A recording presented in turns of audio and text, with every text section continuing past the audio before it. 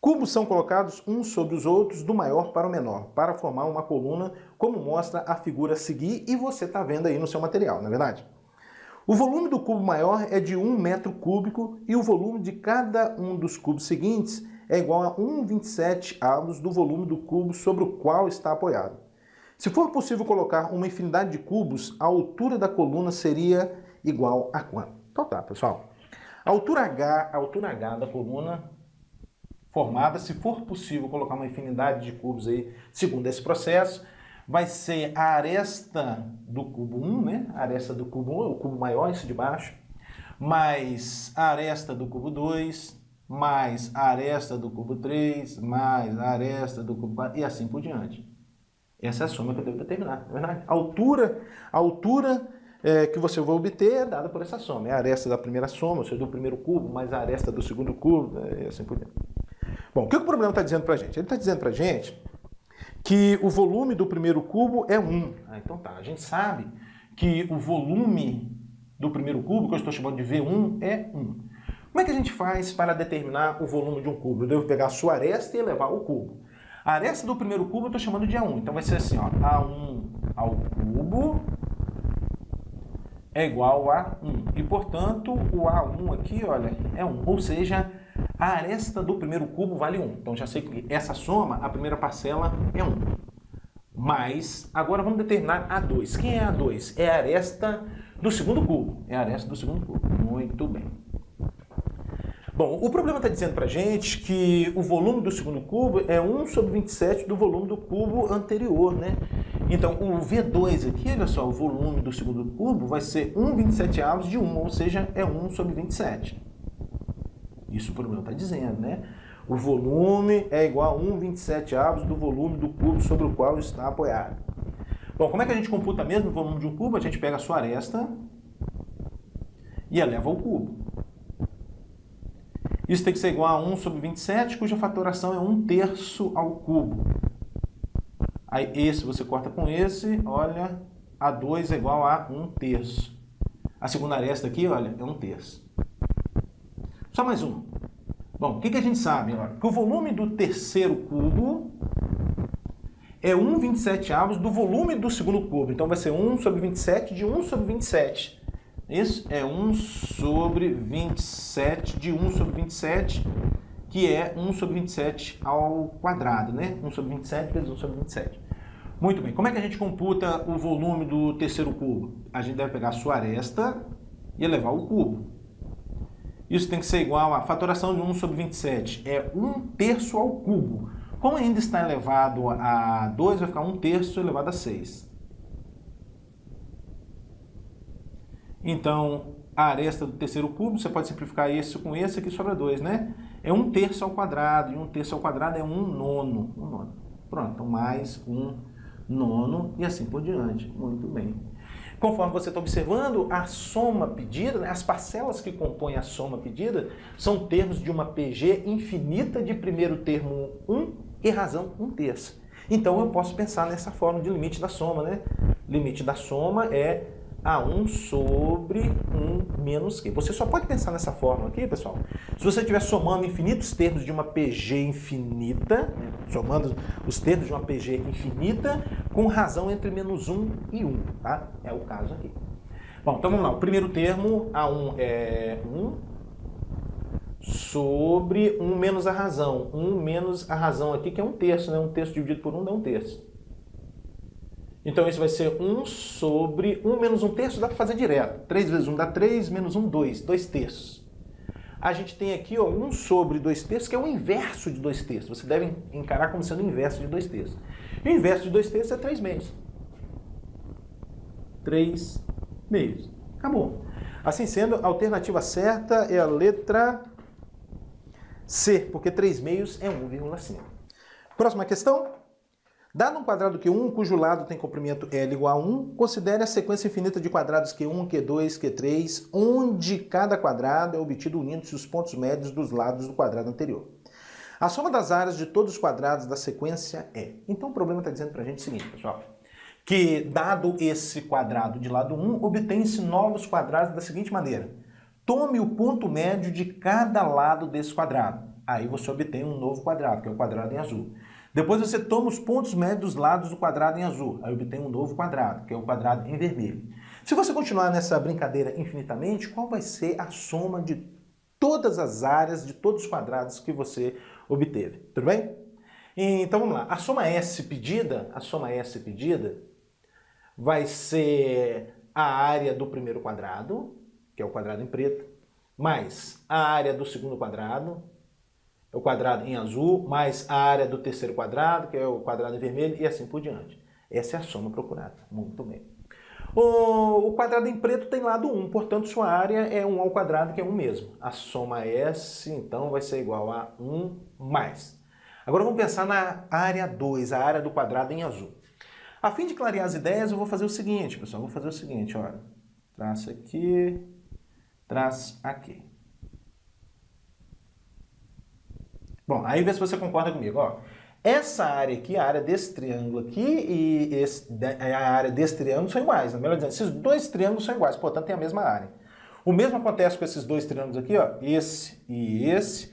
O mesmo acontece aqui e aqui. Portanto, você vai concluir que a área do quadrado em azul é a metade da área do quadrado preto. A área do quadrado preto é 1, então a área do quadrado em azul vai ser 1 meio. De modo geral, pessoal, dado um quadrado, quando você constrói um outro quadrado tal que os vértices desse quadrado são os pontos médios do lado do quadrado dado, a área do quadrado inscrito é metade da área do quadrado dado, tá? Então, a área do quadrado em azul é a metade da área do quadrado preto, a área do quadrado em vermelho é a metade da área do quadrado em azul, então vai ser a metade da metade, ou seja, 1/4, e assim por diante. Pronto. Essa é a soma pedida. Conforme você está observando, as parcelas que compõem essa soma são termos de uma PG infinita de razão meio. Portanto, eu posso pensar nessa fórmula aqui, ó. Limite da soma é 1 sobre 1 menos Q. Você só pode pensar nessa fórmula se você estiver somando termos de uma PG infinita em que a razão é o número entre menos 1 e 1. É o que está acontecendo, a razão aqui é meio, não é verdade? Então, aplicando essa fórmula, a gente vai obter. O primeiro termo é 1 sobre 1 menos a razão é meio. Então a soma S vai ser igual a 1 sobre 1 menos meio, dá pra gente fazer direto, né? 2 vezes 1 dá 2, menos 1, 1. 1 menos 1 meio dá meio. Logo, a soma S vai ser o quê? 1 sobre meio. 1 sobre meio você deve encarar como sendo o inverso de meio. O inverso de meio é 2. Tá bom. A soma S pedida é 2, assim sendo, a alternativa certa é a letra D. Próxima questão. Uma progressão aritmética e uma progressão geométrica têm ambas o primeiro termo igual a 4, sendo que os seus terceiros termos são estritamente positivos e coincidem. Sabe-se ainda que o segundo termo da progressão aritmética excede o segundo termo da progressão geométrica em 2. Então, o terceiro termo das progressões é... Questão bacana, né? Então, entendendo o nosso problema. O problema está falando para a gente que existem duas sequências. Uma PA, que eu estou notacionando assim, A1, A2, A3, e uma PG, que eu estou notacionando assim, ó, B1, B2, B3, tal que os primeiros termos coincidem e valem 4, A1 igual a B1, que é igual a 4. Os terceiros termos também coincidem e são estritamente positivos, e além disso, o segundo termo da PA excede em 2 o segundo termo da PG. Determinar o valor de A3, os terceiros termos da PA e da PG, né? Terceiro termo. Muito bem. Então tá, vamos às contas. Bom, eu vou começar com essa informação aqui, pessoal. O A3 é igual a B3. Começando com essa informação aqui, ó. O A3 é igual a B3. Lembrando que A3 é o terceiro termo da PA. Como é que a gente escreve o terceiro termo de uma PA? É a soma de A1 com 2 R's. A1 mais 2 R's. Isso é igual. B3. B3 é o terceiro termo da PG. Como é que a gente escreve o terceiro termo de uma PG? É o produto do primeiro pela razão ao quadrado. Então vai ser quem aqui, ó? B1 vezes a razão Q ao quadrado. R aqui é a razão da PA, Q é a razão da PG. Muito bem. O problema está dizendo que o A1 é igual ao B1, que vale 4. Então esse A1 e esse B1 valem 4. Vamos colocar 4. 4 mais 2R's é igual a 4 vezes Q ao quadrado. Dá para simplificar tudo por 2, não dá? Simplificando por 2, o que a gente vai obter? 2 mais R é igual a 2Q ao quadrado. Ou seja, a razão R é 2Q 4q ao quadrado menos 2. Passando esse 2 aqui para o segundo membro. Deixa guardado.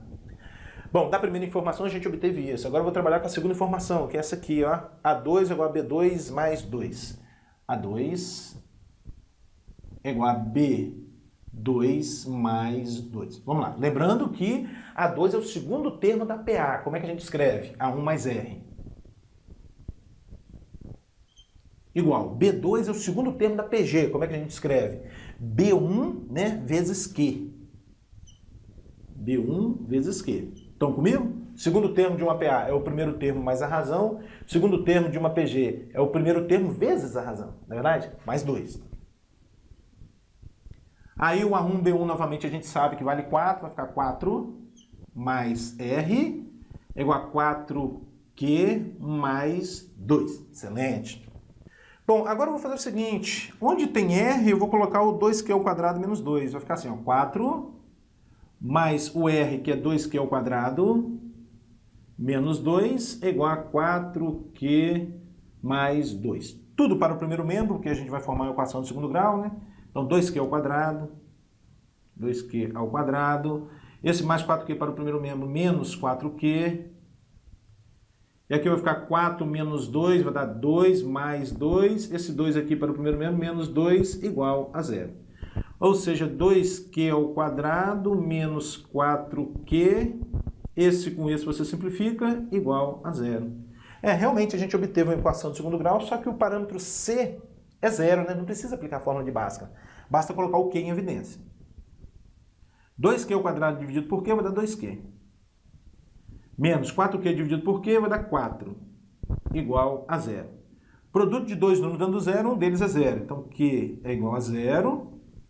Ou 2Q menos 4 igual a 0, de onde vem Q igual a 2, né? Razão Q aqui é 2. Q igual a 0, pessoal, não vai servir, né? O que vai servir pra gente é Q igual a 2. Excelente. Q igual a 2. Isso aqui vai. Muito bem. Se Q é 2, o que a gente pode fazer? A gente já pode vir aqui e montar a PG, né? Olha só, porque a gente sabe que o primeiro termo da PG, o B1, vale 4. E a gente achou Q igual a 2, que é a razão da PG igual a 2, então a PG vai ser 4, 8, 16 e assim por diante. O que eu quero? Eu quero o terceiro termo da PA que coincide, né? O terceiro termo da PA que coincide com o terceiro termo da PG. Então, 16. Acabou o problema. Assim sendo, a alternativa certa é a letra D. A figura a seguir representa o gráfico da função y igual a 2 elevado a x, x menor ou igual a 0 e os primeiros elementos de uma sequência infinita de retângulos. A soma das áreas de todos os retângulos dessa sequência infinita é igual a quanto? Então tá, pessoal, o problema está falando pra gente que esse gráfico aqui, olha, é o gráfico da função y ou f de x igual a 2 elevado a x para x menor ou igual do que 0. Aí ele está falando também que esses três retângulos fazem parte de uma sequência infinita de retângulos. Está pedindo para determinar o quê? A soma das áreas, né? A soma das áreas de todos os retângulos dessa sequência infinita é igual a quanto? Então tá, ou seja, vai ser a soma pedida, vai ser a área do retângulo 1, que eu vou chamar de A1, mais a área do retângulo 2, né, desse segundo retângulo que eu vou chamar de A2, mais a área desse retângulo que eu vou chamar de A3, do terceiro retângulo, e assim por diante. Essa é a soma pedida, a soma das áreas de todos os infinitos retângulos. Muito bem. Bom, como é que a gente calcula a área de um retângulo mesmo? É base vezes a altura. Então, olhando aqui para esse primeiro retângulo, olha, qual é a sua base? Não é menos 1, não, tá? A base é esse segmento. Não pode confundir a medida do segmento com a coordenada desse ponto aqui, tá? Esse ponto aqui tem coordenadas menos 1 e 0. Quanto mede esse segmento? É 1 positivo. Então, vou determinar a área desse primeiro retângulo. Base 1 e a altura, pessoal. A altura desse retângulo é essa medida aqui. Essa medida aqui é a altura do retângulo. Muito bem. Mas essa medida coincide com a ordenada desse ponto, que está sob o gráfico de f. Então, a ordenada desse ponto que está sob o gráfico de f é a imagem de menos 1. É o f de menos 1. Também é a imagem de menos 1 pela função f. Então, a área desse primeiro retângulo vai ser esse segmento 1 vezes esse aqui que é o f de menos 1. Mas, agora vamos para o segundo retângulo. Quero determinar a área desse retângulo. Novamente, base 1 vezes a altura, que é esse segmento aqui, tá vendo? A altura é esse segmento. Que a medida desse segmento, que coincide com quem? Com a ordenada desse ponto. Coincide com a ordenada desse ponto que está sobre o gráfico de f. A ordenada desse ponto é o f de menos 2. Mais, próximo retângulo, base novamente 1. E a altura coincide com a ordenada desse ponto, que também está sobre o gráfico de f, e, portanto, é o f de menos 3. Vamos lá, então a área S pedida vai ser igual 1 vezes f de menos 1 dá f de menos 1. E o que é f de menos 1? Aí você vem para cá, olha para a lei de associação da função f, substitui o x por menos 1, é 2 elevado a menos 1. Mais 1 vezes f de menos 2 dá f de menos 2. O que é f de menos 2? É 2 elevado a menos 2. Mais aqui 1 vezes f de menos 3. O que é f de menos 3? É 2 elevado a menos 3. E assim por diante. Ó. A soma S pedida, então, vai ser 2 elevado a menos 1 é 1 meio. Mais 2 elevado a menos 1 é 1 sobre 2 ao quadrado, que é 1 quarto. Mais 2 elevado a menos 3 é 1 sobre 2 ao cubo, que é 1 oitavo. E assim por diante. Olha. A soma S pedida é essa aqui. Conforme você está observando, as parcelas que compõem essa soma são termos de uma PG infinita de razão meio. Portanto, você pode pensar nessa fórmula de limite da soma igual a 1 sobre 1 menos Q.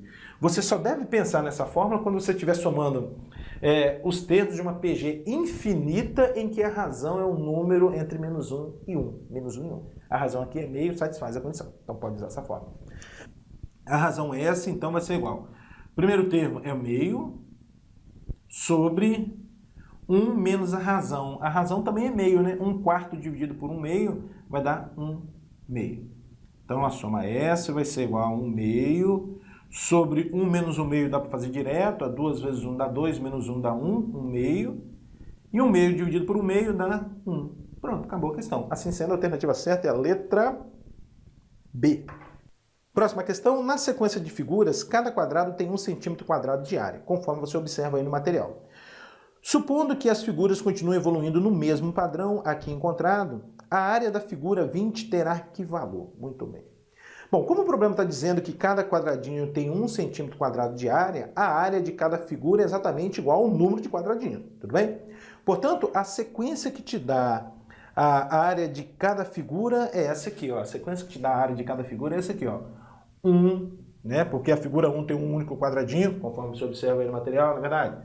Depois 3, quantidade de quadradinhos da segunda figura, depois 7, depois 15 e assim por diante, Pronto. O que eu devo determinar? No fundo, eu devo determinar o 20º termo dessa sequência, porque eu quero saber, supondo que as figuras continuem evoluindo no mesmo padrão aqui encontrado, a área da figura 20. A área da figura 20 corresponde ao 20º termo dessa sequência, que, conforme você está observando, não é um APA, porque 3 menos 1 é diferente de 7 menos 3, e também não é um APG, porque 3 dividido por 1 é diferente de 7 dividido por 3. E agora, não é nem PA. Tudo bem, mas vamos lá. Vamos fazer o seguinte. É bem verdade que essa sequência aqui não é uma PA nem uma PG, mas as diferenças entre cada termo e o anterior forma uma PG. Vê se você concorda comigo. Olha, 3 menos 1 dá 2, 7 menos 3 dá 4, 15 menos 7 dá 8. Olha, aqui apareceu a PG. 2, 4, 8 e assim por diante. Bom, vamos lá. Vamos ver como é que a gente faz para determinar o 20º termo dessa sequência. Vamos especular um pouquinho aqui? O primeiro termo dessa sequência é 1. Aqui, é 1. O segundo termo dessa sequência, vai ser quem? Olha, é o 3. Como é que eu posso computar o 3? É 1 mais 2. O terceiro termo dessa sequência, quem é o terceiro termo? É 7. Como é que eu posso computar o 7? 1 mais 2 mais 4. 1 mais 2 mais 4. O quarto termo vai ser o quê? Olha, o quarto termo é 15. Como é que eu posso computar o 15? É o 1 mais 2 mais 4 mais 8. 1 mais 2 mais 4 mais 8. Portanto, o que a gente observa, pessoal? Que o segundo, a partir do segundo termo, ó, o segundo termo da sequência é a soma dos dois primeiros termos dessa PG. Ó, 1, 2. Tá vendo? O terceiro termo da sequência é a soma dos 3 primeiros termos da PG. 1, 2, 4, 8 e assim por diante. O quarto termo é a soma dos 4 primeiros termos da sequência 1, 2, 4, 8, 16 e assim por diante. Portanto, o 20º termo dessa sequência, que vai te dar a área da 20ª figura, vai ser a soma dos 20 primeiros termos da PG. 1, 2, 4, 8 e assim por diante. Vamos determinar essa soma aqui? Soma dos 20 primeiros termos? A soma dos 20 primeiros termos é o A1 vezes Q elevado a 20 menos 1 sobre Q menos 1. Então, a soma dos 20 vai ser igual. O primeiro termo da PG é 1, a razão da PG é 2, elevado a 20, menos 1, isso tudo sobre Q menos 1, ou seja, 2 menos 1. Assim sendo, a soma dos 20 vai ser 2 elevado a 20, menos 1 sobre 1. Esse 2 elevado a 20, pessoal, você pode encarar como sendo 2 elevado a 10 ao quadrado. Na verdade, dá o 2 elevado a 20. E o 2 elevado a 10 é 1024. Aí você vai ter 1024 ao quadrado. E 1024 ao quadrado vai dar 1.048.576. 1.048.576. Menos 1, você obtém S20 igual 1.048.575. Excelente. É o número de quadrados que possui a figura de número 20, portanto, a área da figura de número 20 é 1.048.575 centímetros quadrados. Assim sendo, a alternativa certa é a letra E, maior que 100.000.